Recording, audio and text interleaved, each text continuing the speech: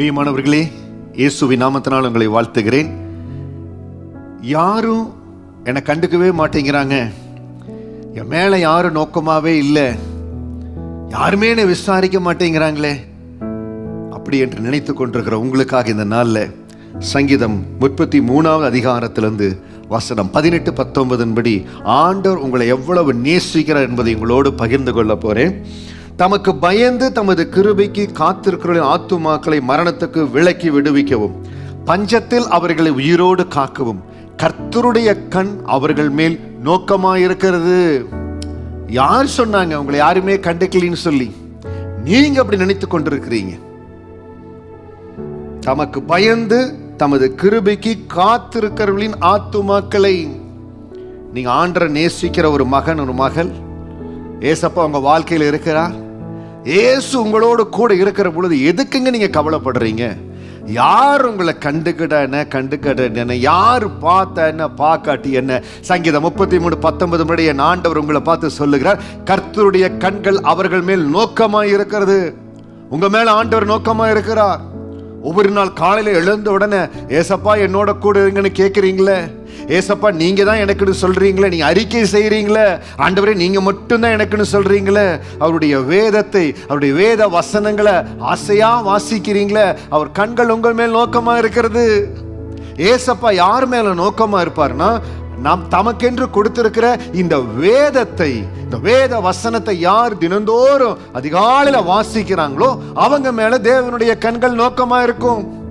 எந்த சூழ்நிலை வந்தாலும் எனக்கு எங்க அக்கா ஒத்தாசை பண்ணுவாங்க, எங்க அப்பா என் கூட நிற்பார், எங்க மாமா எங்க கூட நிற்பார். உறவுகளை, நண்பர்களை நம்புகிறவர்கள் மேல நோக்கமா இருக்காங்களா? இல்ல எந்த ஒரு சின்ன சூழ்நிலையா இருந்தாலும் ஏசப்பா நீங்க என்னோட கூட இருக்கிறீங்க, ஏசப்பா நீங்க என் கூட வர்றீங்க அப்படி சொல்லுகிற உங்கள் மேல் நோக்கமா இருப்பாரா?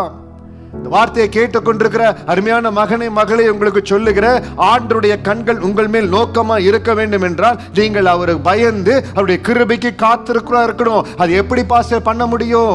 இன்றைக்கு இயேசு என்கிற நாமத்தை அறியாமல் இருக்கிற ஒரு மகனாய், மகளா இருந்தாலும் உங்களுக்கு சொல்லுகிறேன், இயேசு என்கிற அந்த தெய்வம் உங்க இருதயத்தில் வருவாரே ஆனால், ஏசப்பா எல்லாரையும் நேசிக்கிறார். கல்வாரி சிலுவையில ஆண்டவர் தன்னை பலியாய் ஒப்பு கொடுத்தார். எதற்கு தெரியுங்களா? இந்த உலகத்தில் இருக்கிற எல்லாரையும் மீட்டுக் கொள்ளும்படியா, ரட்சிக்கும்படியா, எல்லாருக்காக இயேசு சிலுவையில மரித்தார். இயேசு சிலுவையில மரித்ததற்கு உங்களுக்காக மரித்து இருக்கிறார். உலகத்துல இன்னும் பிறக்காது இருக்கக்கூடிய ஜனங்களுக்காக என் ஆண்டவர் மரித்து இருக்கிறார், அவர்களை மீட்டெடுக்கும்படியா. இன்றைக்கு அந்த தேவாதி தேவனுடைய கண்கள் உங்கள் மேல நோக்கமா இருக்கணும்னா ஒரு விஷயம் சொல்லுங்க, ஆண்டவரே சிலுவையில் எனக்காக ரத்த சிந்தினீரே, உங்களுக்கு ஸ்தோத்திரம், என்னோட கூட இருங்கன்னு சொல்லி நீங்க கேட்கிற பொழுது ஆண்டவருடைய கண்கள் உங்க மேல நோக்கமா இருக்கும். இயேசுவை சொந்த இரட்சகராய் ஏற்றுக்கொண்டிருக்கிற தேவ பிள்ளைகள் எதை குறித்து கலங்காம, உலகத்தின் காரியங்களை குறித்து, இந்த உலகம் ஆண்டவரை அறியாத ஜனங்கள் வருந்துவாங்க, கஷ்டப்படுவாங்க, சூழ்நிலை எப்படி இருக்குன்னு சொல்லி கஷ்டப்படுவாங்க, என்னுடைய வாழ்க்கையின் முடிவு எப்படி இருக்குதுன்னு கஷ்டப்படுவாங்க. ஆனால் இயேசுவை யாரெல்லாம் சொந்த இரட்சகராய் ஏற்றுக்கொண்டிருக்கிறார்களோ, நம்முடைய வாழ்க்கையின் முடிவை குறித்து, அந்த நித்தியத்தை குறித்து ஒரு நம்பிக்கையோடு இருக்கிற ஜனங்கள் எப்பவுமே சொல்லணும், நான் உங்களுக்கு பயந்து உங்க கிருபைக்காய் காத்திருக்கிற ஆண்டவரே, உங்க கண்கள் என் மேல நோக்கமா இருக்குது.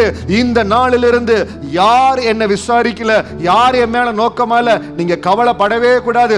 ஏசப்பா என் மேல நோக்கமா இருக்கிறார், அவருடைய கண்கள் என்னை பார்த்து கொண்டு இருக்கிறது. நான் அவரோட பேச பேச, அவரை துதிக்க துதிக்க, அவர் எனக்கென்று கொடுத்த அவருடைய வார்த்தைகளை நான் வாசிக்க வாசிக்க அப்பா என் அருகாமையில வருகிறார், என்னை நிரப்புகிறார். இயேசுவின் நாமத்தினால எந்தெந்த இடத்துல அந்த தனிமை இருக்கிறதோ, எந்தெந்த இடத்துல அந்த துக்கம் கலந்த இருதயங்கள் இருக்கிறதோ, இயேசுவின் நாமத்தினால அந்த துக்கங்கள் விலகும்படியா ஜெபிக்கிற, இயேசுவின் நாமத்தினால அந்த தனிமையின் கவலை விலகும்படியா ஜெபிக்கிற என் தேவனுடைய பிரசன்னம், என் ஆவியானுடைய பிரசன்னம் இவர்களை சந்திப்பதாக, அவர்களை சந்திப்பதாக. இப்பொழுதே அந்த மன மகிழ்ச்சி இவர்களை நிரப்புவதாக. உங்க கண்ணில் கடந்து வருகிற கண்ணீர் என் தேவனுடைய பிரசன்னம் உங்களை நிரப்புவதற்கு ஒரு அடையாளம். தேவனுடைய மகிழ்ச்சி உங்களை நிரப்புகிறது. ஹல்லேலூயா. ஆண்டவர் தாமே, ஆண்டவர் தாமே ஒவ்வொருவரையும் உங்க பிரசன்னத்தினால் நிரப்புவதற்காக ஸ்தோத்திரம் ஆண்டவரே.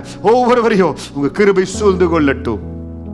வேளையில் அப்பா இடத்துல சொல்லுங்க, கண்கள் என் மேல நோக்கமா இருக்குது. இந்த வசனத்தை நீங்க திரும்ப சொல்ல சொல்ல கர்த்தருடைய கண்கள் என் மேல நோக்கமா இருக்குது நீங்க சொல்ல சொல்ல ஆண்டவருடைய மேலான பலன் உங்களை நிரப்போ.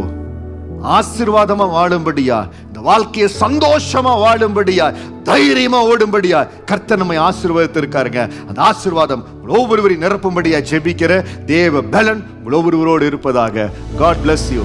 God bless you.